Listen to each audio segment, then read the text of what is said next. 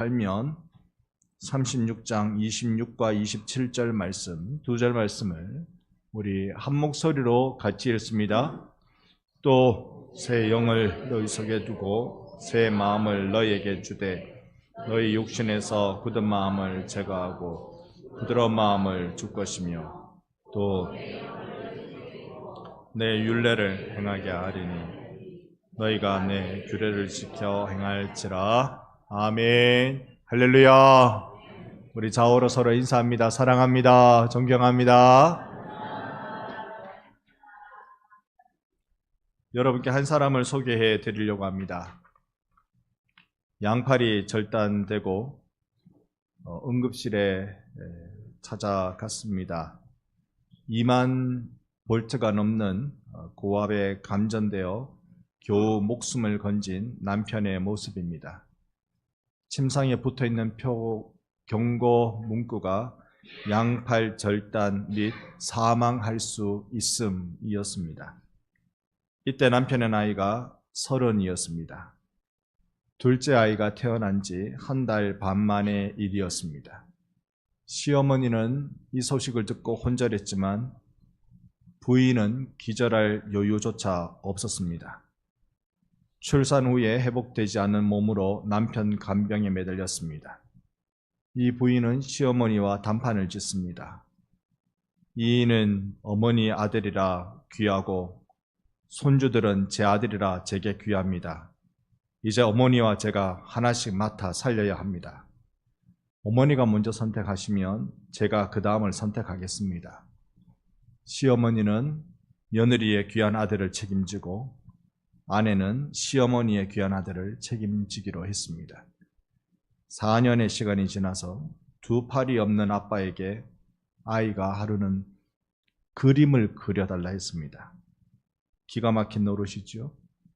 그래서 이는 화가의 길로 들어서게 됩니다. 수묵 크로키라는 장르로 우리나라의 유명한 석창우 화백 이야기입니다.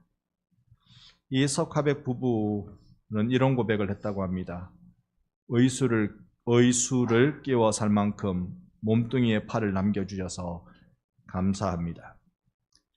미술 학원을 찾아갔다가 거절당하고 서예 학원을 찾았던 것을 감사합니다. 덕분에 수십만 번의 분놀림으로 필력을 갖게 되었습니다. 아내가 도망가지 않고 곁에 있어 주어 감사합니다. 또 이렇게 말했대요. 팔을 가지고 산 30년, 팔 없이 살아온 30년, 나에게는 팔 없는 30년이 더 행복했다. 그는 팔 대신 붓으로 춤을 춥니다. 그의 춤사위가 화려하고 장엄합니다. 하나님은 그에게 두 팔을 가져가셨고 그에게 심장을 안겨주셨습니다. 심장이 영어로는 하트이겠지요. 하트를 인위적으로 그 단어를 쪼개어 보면 그는 예술이다. 여러분, 이 석화백의 철 모르는 아들이 아빠 그림 그려주세요 라는 이 한마디가 그에게 있어서는 삶의 운명을 바꾸어 놓는 일이 되었습니다. 그래서 우리에게 있어서는 우연이 없고 하나님의 섭리만 있는 줄로 믿습니다. 우리 좌우로 다시 한번 인사합시다. 하나님은 여러분을 향하여 섭리하고 계십니다. 아멘. 우리는 오늘 이 한 해의 마지막 주일 예배를 드리고 있습니다. 새 마음 부어 주소서. 부흥을 위한 부흥을 준비하는 회복이라는 주제로 한 해를 달려왔습니다. 여러분 안에 새 일이 일어났기를 바라는 마음이 간절합니다. 새 마음 창조의 역사는 제 평생의 소망입니다. 내 안에 새 마음이 일어나기를. 여러분, 우리는 에스겔 말씀을 잠시 읽어보았습니다. 에스겔 그가 누구입니까? 제사장 아들입니다. 제사장은 이게 세습되는 직분입니다. 왕처럼 말입니다. 아버지가 제사장이면 아들도 제사장이에요. 그래서 아버지 밑에서 제사장으로 어떻게 살아가는지를 보고 자라게 해 주는 것입니다. 제사장은 25살이 되면 소위 인턴십 과정을 거칩니다. 제사장 노릇을 어떻게 해야 되는지 깊이 배우는 시간을 5년 정도 갖게 되고요. 그리고 나이 30이 되면 그때서야 제사장으로서의 역할을 처음 하게 됩니다. 그런데 에스겔에게 있어서는 그런 평탄한 시대를 맞이하지 못했습니다. 그의 나이 25살, 곧 제사장 인턴십을 가져야 될 그때에 나라가 망하고 맙니다. 바벨론에 의해서 예루살렘이 점령당하고 자신의 꿈과 미래가 고스란히 담겨져 있는 성전이 모두 다 불타버리고 없어지게 됩니다. 그것은 에스겔에게 있어서는 영혼의 기둥이 무너지는 일이고, 그리고 자신의 영혼이 다 털려버리는 그런 시간이 되고 말았을 것입니다. 25살에 자기 국민들과 백성들과 함께 바벨론 포로로 끌려갑니다.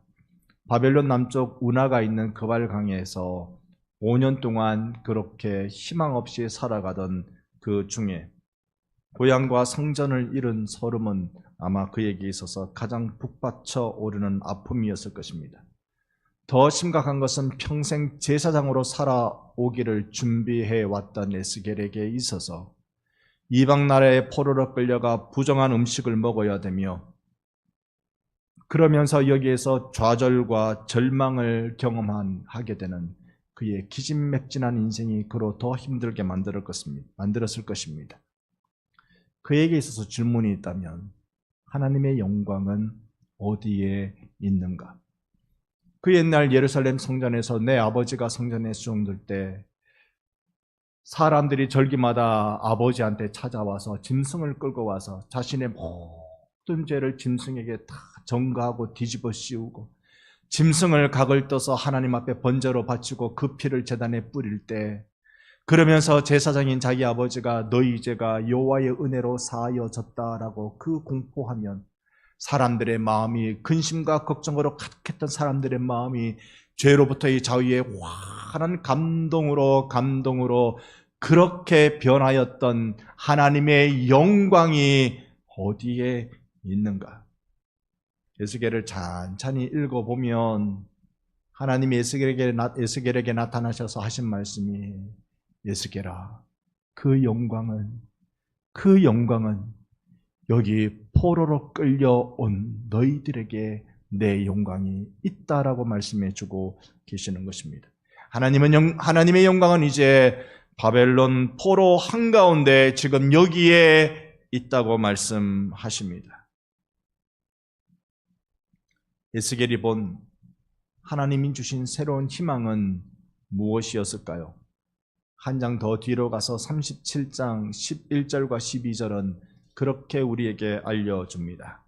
환상 골짜기라고 알려진 마른 뼈 환상을 바라보며 이 뼈를 살리는 그 환상 속에 희망을 이렇게 설명하는데요. 제가 11절, 여러분 12절. 또 내게 이르시되 인자야, 이 뼈들은 이스라엘 온 족속이라. 그들이 이르기를 우리의 뼈들이 말랐고 우리의 소망이 없어졌으니 우리는 다 멸절되었다 하느니라.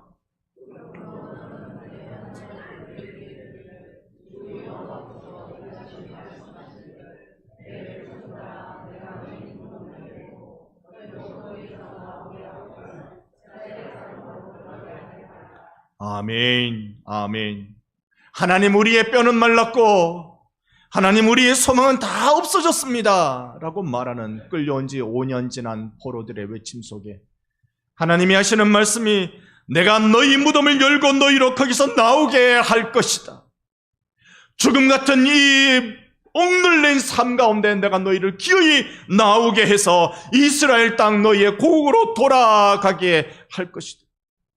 이어 13절 14절은 이렇게 말합니다. 내 백성들아, 내가 너희 무덤을 열고 너희로 거기서 나오게 한즉 너희는 내가 여호와인 줄 알리라. 내가 또 내 영을 너희 속에 두어 너희가 살아나게 하고 내가 또 너희를 너희 고국 땅에 두리니 나 여호와가 이 일을 말하고 이룬 줄을 너희가 알리라. 여호와의 말씀이니라. 아멘. 아멘. 여호와의 영광과 그로부터 나오는 희망은 여기 신음하고 있는, 무덤에 갇힌 듯 죽음을 경험하고 있는, 자신의 죄악에 대한 쓴 열매를 먹고 있는 이 포로들이 경험하는 영광이었습니다. 그것은 무덤에서 나오게 하는 영광, 여호와의 영을 너희 속에 두어, 여호와의 영을 너희 속에 두어 무덤에서 나와 살게 되고 오매 불망하던 고국으로, 고향으로 돌아간다고 말씀합니다. 여러분, 하나님은 나의 회복에 열심히 있는 분인 줄로 믿습니다. 하나님 이 자리, 예배 자리에 나오신 여러분의 회복에 하나님은 관심 있을 뿐만 아니라 열심을 가지고 계신 분이십니다. 오늘 우리가 읽은 본문 윗절인 24절, 그 36장 24절과 25절을 나누어 봅니다. 내가 너희를 여러 나라 가운데서 인도하여 내고 여러 민족 가운데서 모아 데리고 고국 땅에 들어가서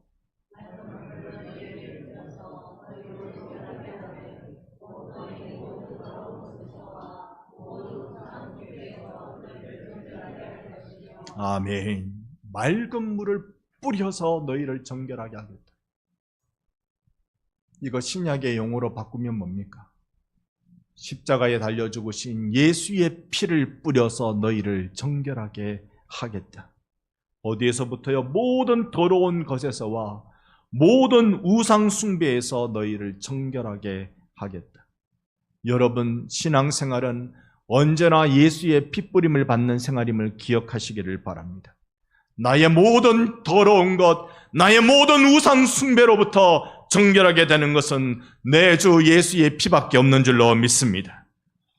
지금 내 모습, 지금 내 신앙의 모습, 연말에 와서 우리는 어떻게 고백하고 있을까요?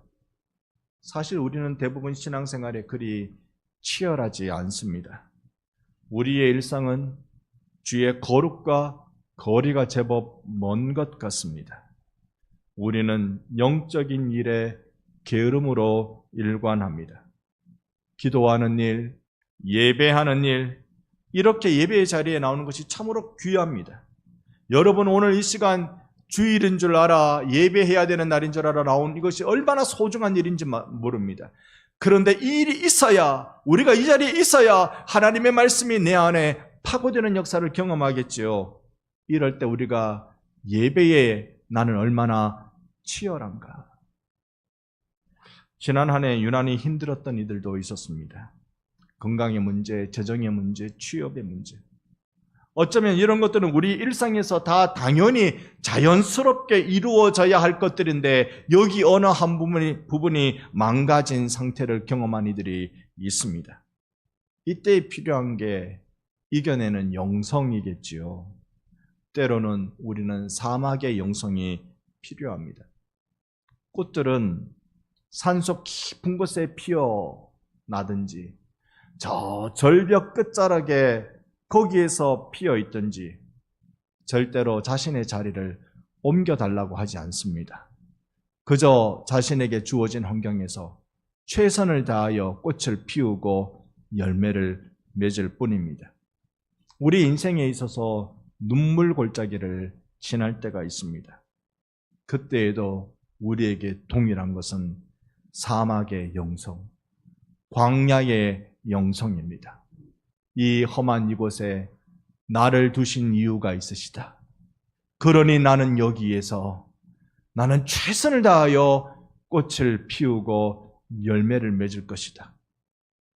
2024년 죽음을 경험한 이들도 있습니다. 부모님의 죽음이 있습니다. 여러분, 죽음 맞이하는데 영성이 있다는 걸 여러분 아십니까? 이 영성을 3인칭의 죽음에 관한 영성이라고 하면 그들의 죽음입니다. 아이고, 세상에 그런 일이 일어났어. 오늘 아침 9시 7분에 무안국제공항에 제주항공이 추락했습니다. 몇 명이 사망했는지 지금 모릅니다. 불 끄고 있어요. 어쨌든 처음 발견한 사상자가 23명이랍니다. 아유, 세상에 그런 일이 다 일어났구나. 근데 그 일은요, 우리 한 주 지나면 잊어버립니다. 3인칭의 죽음은 우리가 세상에 그랬구나, 이걸로 끝납니다. 그런데 2인칭의 죽음은 아파요. 내 아버지가 죽으셨어요. 내 가족이 죽었어요. 내가 알고 있는 누군가가 죽었어요. 우리 구역의 식구가 죽었어요. 이건요, 우리로 다르게 생각 들게 만듭니다. 많이 아프지만 그것도 잊혀지진 않겠지만 아픔은 세월 지나면 조금씩 줄어듭니다. 그런데 하지만 1인칭의 죽음은 우리로 깊은 영성을 갖게 만듭니다. 내가 죽는다는 것 말입니다. 내가 죽는다는 건 우리로 하여금 생각을 완전히 바꾸고 인생을 새롭게 보게 만드는 것입니다. 대표적인 사람이 히스기야 왕이지요. 이사야 선지자가 당신이 곧 죽음을 준비하시오라는 예언을 들을 때 그는 벽을 바라보며 하나님 앞에 기도합니다. 하나님, 나 살려주시옵소서. 지금 내가 죽으면 이 풍전등화 같은 이 나라를 어떻게 한단 말입니까? 하나님, 나 살려주옵소서. 기도하고 매달리고 자기의 죽음 앞에 영성이 회복되고 튀어라고 외치며 나갈 때 그는 15년의 수명 연장의 은혜를 받았습니다. 죽음 앞에 임종의 영성은 삶을 송두리째 뒤집어 놓습니다. 인생의 변곡점을 경험한 사람들, 신앙에 있어서 우리가 소위 정신 차리며 뜨겁게 신앙생활을 한다는 그 사람들 대다수가 1인칭의 죽음의 영성을 경험한 사람들입니다. 하나님께서 무덤을 열고 나오게 하시는 그 임종의 영성 말입니다. 사실 우리는 다 갖고 있습니다. 아니요, 나는 죽을 뻔한 적은 아직 없었는데요. 그래요. 죽을 뻔한 적은 없는데 여러분, 죽은 적은 있습니다. 그게 예수 믿는 사람입니다. 예수 믿는 사람은 십자가의 영성을 갖고 있는 줄로 믿습니다. 십자가의 영성, 그 십자가 앞에 내가 죽음을 경험하는 것입니다. 거기서 내 자아가 죽고 옛 사람이 죽고 내 모든 죄악을 즐거워하는 나의 악함이 십자가 앞에서 죽고 맑은 물로 씻듯 예수의 피로 우리를 씻어서 우리의 모든 더러운 것과 우상 숭배로부터 정결하게 해주시는 은혜를 우리가 받았을 때 그때 우리 속에 일어나는 영성이 임종의 영성, 죽음의 영성입니다. 예수께 나와 나에게 새 생명을 주는 거룩한 시간. 여러분, 그것이 오늘 우리 예배의 현장이기를 축원합니다. 이 예배가 예수 앞에 나와 새로움을 경험하는 예배 됩니다. 누가 절박한가요? 누가 절절한가요? 간절한 자에게 주님은 그 얼굴의 빛을 비추어 주십니다. 오늘 본문 26절 말씀에 보면 또 새 영을 너희 속에 두고 새 마음을 너희에게 주되 너희 육신에서 굳은 마음을 제거하고 부드러운 마음을 줄 것이며, 우리가 굳은 마음이 있다는 거죠. 딱딱한 마음이 있다는 것입니다. 교회를 오래 나오고 설교를 수천 번 들어도 나는 문제가 없고 저 사람이 문제야. 아무리 회개하라고 외치는 그 음성 앞에도 나는 회개할 게 없고 저 집사가 문제야. 심지어 설교하는 목사가 문제야. 이 굳은 마음 어떻게 할까요? 여러분, 이 굳은 마음이 제거되어야 되지 않겠습니까? 굳은 마음에서는 싹이 자랄 수가 없습니다. 마음을 갈아엎는 기경의 일이 우리 가운데 일어난다면 얼마나 좋을까요? 여러분 어떠하십니까? 어떤 이는 눈물로 주님 앞에 나오는 막달라 마리아 같은 심령을 가진 이가 있습니다. 저는 우리 반송교회 모든 예배자들이 그런 심령을 가진 자가 되기를 간절히 원합니다. 목사의 기도의 제목은 우리 반송교회 모든 성도들이 주님 앞에 절박함과 절절함과 눈물의 간절함으로 주님 앞에 나오는 힘없고 연약한 막달라 마리아가 되게 하여 주시옵소서. 목사의 기도 제목입니다. 꼭 하나님, 나는 저기 가슴만 치는 저 바리새인과 같지 않고 일주일에 몇 번은 금식하고 10의 1조를 드릴 수 있는 나 이런 신앙 갖게 해줘서 고맙습니다 라고 따로 서서 기도하는 바리새인과 같은 강팍한 심령이 될까 두렵습니다. 왜 제가 연말에 이런 식의 설교를 해가지고 마음을 뒤숭숭하게 만드는지 모르겠습니다. 그러나 여러분, 제가 큰 호흡을 하고 여러분께 드리고 싶은 말씀이 있습니다. 바로 주님이 여러분 가운데 새 마음을 부어주시기를 축복합니다. 새 마음을 부어주시는 방법. 여러분, 새 영을 너희 속에 두고 새 마음을 너희에게 주되라고 말씀하시는데, 그러니 우리가 내 굳은 마음을 제거하고 살과 같은 부드러운 마음이 내 속에 일어나는 비결은 주 성령을 받는 것밖에 없네요. 성령을 받는 방법 외에는 이것을 고칠 재간이 없습니다. 오늘 나의 속마음을 정직하게 들여다보는 예배의 자리가 되시기를 바랍니다. 마셜 로젠버그라는 사람이 이런 말을 했습니다. 사람의 본성은 연민이다. 자신을 연민의 눈으로 바라볼 수 있는 사람은 타인도 그런 눈으로 바라볼 수 있다. 그러니 여러분, 오늘 여러분 자신과 직면하십시오. 이 설교는 저 집사가 들어야 돼. 그러지 마세요. 그러지 마세요. 여러분 자신과 여러분이 직면하십시오. 우리가 흔히 무시당하면 속된 말로 꼭지 돈다 그렇게 말합니다. 무시당하면 참을 재간이 없습니다. 그런데 여러분이 주인으로 고백하는 우리의 주인 예수께서 무시당하는 삶을 사셨다는 걸 아십니까? 그분께서 이 땅에 오실 때에 모든 사람들이 아기가 태어나면 산파의 도움을 받아서 따뜻한 방에서 따뜻한 물 준비 다 해두고 탯줄끈을 준비 다 해두고 그렇게 아이를 낳습니다만은 내 주 예수께서 이 땅에 오실 때는 짐승이 살고 있는 마구간 같은 곳에 그 구유에 누워서 무시당한 채 세상에서의 무시당한 채 나셨습니다. 살아갔던 삶은 저기 갈릴리 어디 그 구석진 촌동네 나사렛이라는 그 한적한 곳에서 평생을 사셨습니다. 사람들은 그래 말합니다. 나사렛에서 무슨 선한 것이 나겠느냐. 그런 동네에서 사셨다는 겁니다. 사람들이 무시하면 꼭지 돌지요. 근데 무시당했다고 내가 흥분하면 내 마음이 굳어 있어서 그렇습니다. 내 주 예수가 그렇게 사셨는데요. 지금도 여러분 아십니까? 나사렛 예수의 이름으로 명하면 기적이 일어납니다. 그 나사렛 예수 말입니다.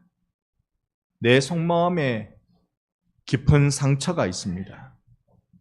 내가 받은 상처들과 여러분 마주하셔야 돼요. 직면하셔야 돼요. 진리가 빛입니다. 빛이 들어오면 어둠은 흩어져 버립니다. 예수께서 내 마음에 들어오면, 진리 되신 예수께서 내 안에 들어오시면 예수님의 인격 앞에 내가 서고 예수님의 말씀 앞에 서고 예수님의 하신 일 곧 그 십자가 앞에 내가 서면 내 안에 새 영의 역사가 일어나게 됩니다. 새 마음의 역사는 그리 일어납니다. 홀틸이라는 신학자가 이런 말을 했습니다. 사람은 좌로나 우로나 치우칠 수밖에 없다. 그런데 좌로나 우로나 치우치지 않을 방법이 하나 있는데 그것은 바로 성령의 충만이다. 여러분 좌우로 다시 한번 인사합시다. 성령의 충만함을 받읍시다. 그것이 내 속 사람의 마음을 건강하게 만드는 비결입니다. 사람들은 몸부림칩니다. 자꾸 나에게 적이 생겨요. 나는 적이 없을 줄 알았는데 상처를 기억하고 누군가를 생각하면 그 사람을 향하여서 죽일 놈 살릴 놈 그러고 있습니다. 그러니 내 안에 적이 자꾸 생겨납니다. 1차 세계대전 때였습니다. 2차 세계대전도 독일이 일으켰습니다만 1차 대전 때에 독일군과 영국군이 서로 전투를 벌이고 있었습니다. 근데 하루 종일 총뿌리를 겨누고 총을 쏘고 죽어가고 참호전이었기 때문에 죽은 전우를 쉽게 묻을 수도 없습니다. 대부분 참호 옆에 그냥 그대로 두고 계속 전투를 해야만 했습니다. 이제 하루가 끝났습니다. 그러나 긴장을 놓을 수는 없죠. 해가 떨어졌습니다. 근데 이날이 언제였느냐면 성탄절 바로 전날 크리스마스 이브였습니다. 독일군 참호에서 노래가 불려옵니다. 고요한 밤 거룩한 밤 노래가 불려지는 거예요. 그걸 듣고 있습니다. 어떤 생각이 날까요? 영국도 독일도 기독교 국가입니다. 어릴 때 교회 다녔던 기억. 성탄 입으면은 가족끼리 모여서 선물을 준비했다가 나눠주던 기억. 양말을 걸어두면 산타가 선물 넣어줄 거다 기대했던 기억. 교회 가던 기억. 엄마 보고 싶은 기억. 얼마나 많은 기억들이 났을까요? 그런데 이건 독일군 전 진영이 불렀던 게 아니라 그냥 한 병사가 추위에 떨면서 전우의 죽음을 눈으로 바라보면서 마음 상했던 이 병사가 그렇게 노래를 부르고 그 노래를 듣다가 주변의 모든 독일군이 아기 잘도 잔다 노래 함께 하는 거예요. 이 노래가 끝나니까 영국군 참호에서 박수를 쳐줍니다. 박수를 쳐줍니다. 환호를 해요. 그제서 이제 영국군 참호 쪽에서 고요한 밤, 거룩한 밤 노래를 불러요. 서로 영어와 독일어를 쓰니까 알아듣지 못했겠지만 그게 캐롤인 줄 왜 몰랐을까요? 그게 찬양인 줄 왜 몰랐을까요?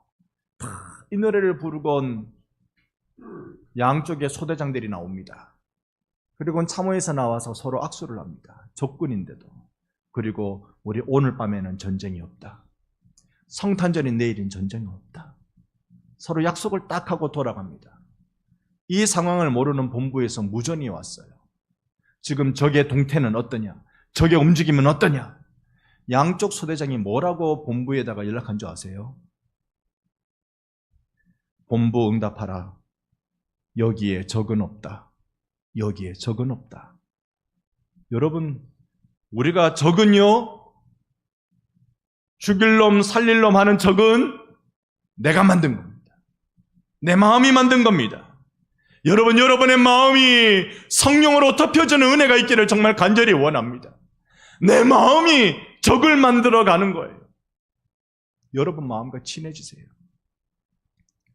모세요?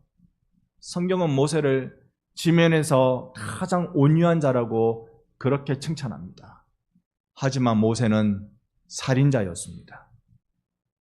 여러분, 다윗요? 하나님이 내 마음에 합한 자라고 그렇게 칭찬합니다. 그런데 다윗은 부하 장수의 아내를 겁탈한 가늠한 사람입니다. 삼손이요? 히브리서에 보면 믿음의 사람이라고 그를 드높입니다. 하지만 그는 성적으로 난잡한 삶을 살았던 자였습니다. 야곱은요, 왕을 축복하는 축복의 조상입니다. 하지만 그는 아버지와 형을 속인 자였습니다. 나는 이것밖에 안 되는데, 성경에 수많은 믿음의 영웅들이라고 말하는 그런 사람들, 그들은 사실 이것밖에 안 되는데 하나님이 그로 하여금 이런 놀라운 기적의 자리로 불러주신 것, 이건 역설입니다. 이건 역설입니다. 역설이라는 건 원래 이렇게 쭉 가는 게 맞아요. 그런데 달라지는 겁니다. 제가 운동은 참 별로입니다. 비싼 밥 먹고 땀 흘리는 게 이상합니다. 운동은 참 별로입니다. 국민학교 다닐 때 가을마다 운동회를 했잖아요. 그때는 온 동네 사람 다 모이고 지금 가보면 그 좁은 운동장에 어떻게 마을 전체, 그 동네 전체에 그냥 잔치입니다. 저에게 제일 싫은 장면이 어느 장면일까요? 달리기 5명, 6명 줄 서가지고 준비 땅 하면 달려야 돼요. 그게 제일 싫었어요. 제가 그래도 국민학교 6학년 졸업할 동안 역사적인 기록은 2등을 해봤습니다. 아니면 늘 5등, 6등. 하루는 아버지 그러던데요. 걱정하지 마라. 뒤로 돌아가면 네가 1등이라고. 이게 역설이에요. 이게 역설이에요. 나는 살인자고, 나는 간음자고, 나는 성에 난잡한 자고, 나는 아버지를 속인 자이지만, 이가 예수를 만날 때, 이가 성령의 부음받을 때, 그때 역전의 일들이 일어나기 시작하는 겁니다. 하나님께서 인간의 몸으로 오신다는 게 이게 역설입니다. 이게 안 되는 일이에요. 역설입니다. 자기를 비워서 종의 형체로 오신다. 이거 역설입니다. 이게 은혜란 말입니다. 은혜는요, 그럼에도 불구하고 이루어지는 게 은혜입니다. 내가 그럼에도 불구하고 내게 이루어지는 것. 여러분은 이 은혜의 치유가 있으시기를 축복합니다. 누군가 거절당했을 때 우리 마음의 상처를 받지요. 여러분, 밥을 먹다 체해 본 적 있으세요? 음식 먹다가 체하면 사람들의 얼굴이 막 사색이 됩니다. 우리는 이렇게 해가지고 여기에 바늘로 똑 따고 그렇게 합니다만, 체한 것은 어쨌든 뚫어야 돼요. 약을 먹든지 어떻게 하든지. 그러지 않으면 얼굴이 사색이 되어서 막 진짜 죽을 것 같은 경험을 한단 말입니다. 우리 마음에 체함이 있어요. 언제 체합니까? 다른 사람에게 거절받을 때. 그때 마음이 체합니다. 여러분, 체한 마음을 뚫어내지 못하면 화병이 되고 한이 되고 심각한 병이 되고 암이 된다는 걸 여러분 아십니까?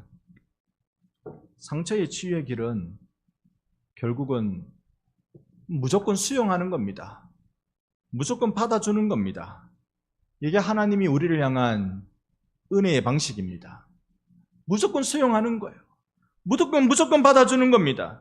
은혜 입은 사람, 십자가의 보혈로 만져진 사람, 그 사람 하나님이 무조건 안아주는 그 사랑을 경험한 사람들에게 늘 고백되는 말이 있어요. 이전 것은 지나갔으니 새 것이 되었도다. 늘 고백되어지는 이 말. 그래서 나의 내면에 그림자가 사라지고 내 속사람 가운데 상처가 없어지고 두려움과 수치와 분노가 없는 사람이 되기 시작하는 겁니다. 적은 없어요. 내게 총뿌리를 들이대는 그 사람도 내게 사실 적이 아니에요. 적은 여기 가슴에서 만들어내는 것입니다. 은혜를 구합시다. 기도하고 십자가 밑에 나와야 그래야 우리 은혜 체험하고 성령 체험합니다. 주일 이렇게 나오듯이 여러분의 내면에 성령에 임하는 주일 되어서 여러분 인격을 예수 안에서 끌어안을 수 있는 분들이 되셔야 합니다. 내 안의 원수를 사랑하는 법, 용서하는 법을 배우셔야 돼요. 신기하게도 그러고 나면 사람이 미워도 덜 미워집니다.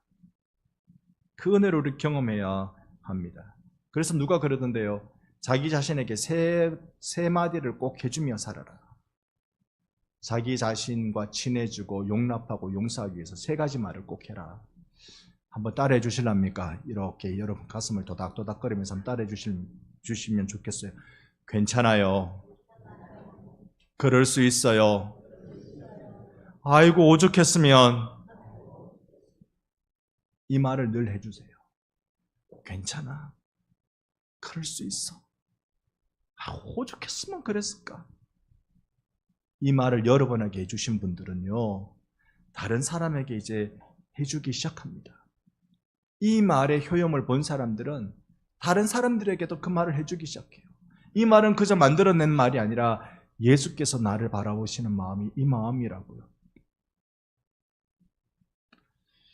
특히 청소년을 자녀로 두고 있는 분, 청년을 자녀로 두고 있는 분들 계십니까? 이들이 주께로 속히 돌아오는 비결은 뭔지 아세요? 그저 믿어주고 속아주고 기다려주는 겁니다. 탕자가 돌아오게 하는 가장 확실한 방법은 아버지가 기다리는 겁니다. 내 주 예수께서 이 마음을 주세요. 괜찮아. 그럴 수 있어. 아이고 내가 오죽했으면 그랬을까? 내 속에 원수가 사라지면 이제 원수가 생겨날 수가 없습니다. 먼저 나의 내면 어두운 그림자 그 원수를 내가 풀어주고 사랑하고 내 내면을 보혈로 치료하기 시작하면 내가 옥토가 되고 거기에 100배의 열매가 맺기 시작합니다. 오늘 본문 27절 말씀 같이 한번 27절을 읽습니다. 또 내 영을 너희 속에 두어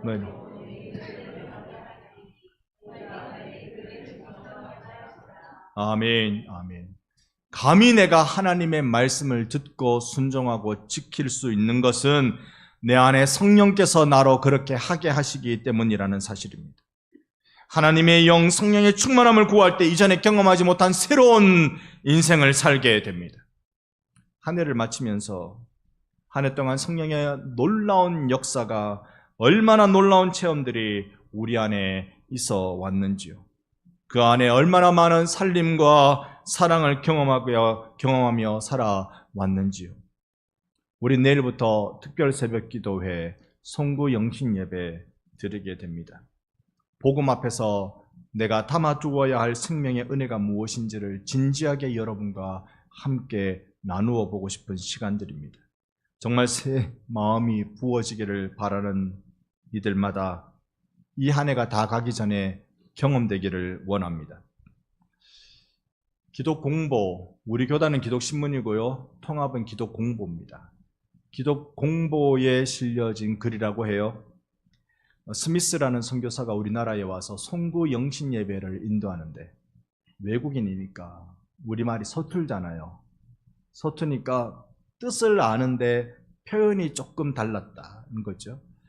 요즘 이런 말하면 성감지, 감수성이 떨어진다. 그렇게 말할 정도의 말을 그의 설교 대목을 썼는데 거기에 이렇게 나와요.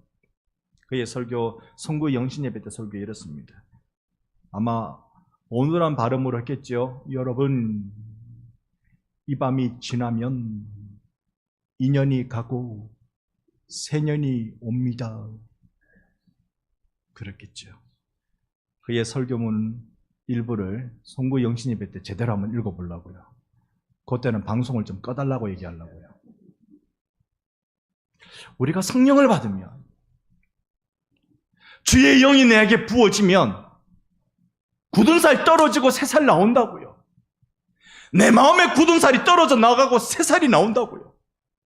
십자가 앞에 내가 주님을 직면하면 날 위해 피 쏟아 죽어주신 그 예수의 보혈을 내가 덮어쓰기 시작하면 변화의 현장 가운데 내가 나갈 수 있다고요. 괜찮아. 그럴 수 있어. 오죽했습니다. 이 넉넉한 마음이 나에게만 흘러가는 것이 아니라 너에게도 흘러보내주는 일이 일어나게 된다고요. 함께 이 은혜를 사모합시다. 2024년 이 한 해의 마무리가 여러분에게는 예수 앞에 십자가 앞에 성령 받는 시간이 되기를 주 예수의 이름으로 축원합니다. 아멘.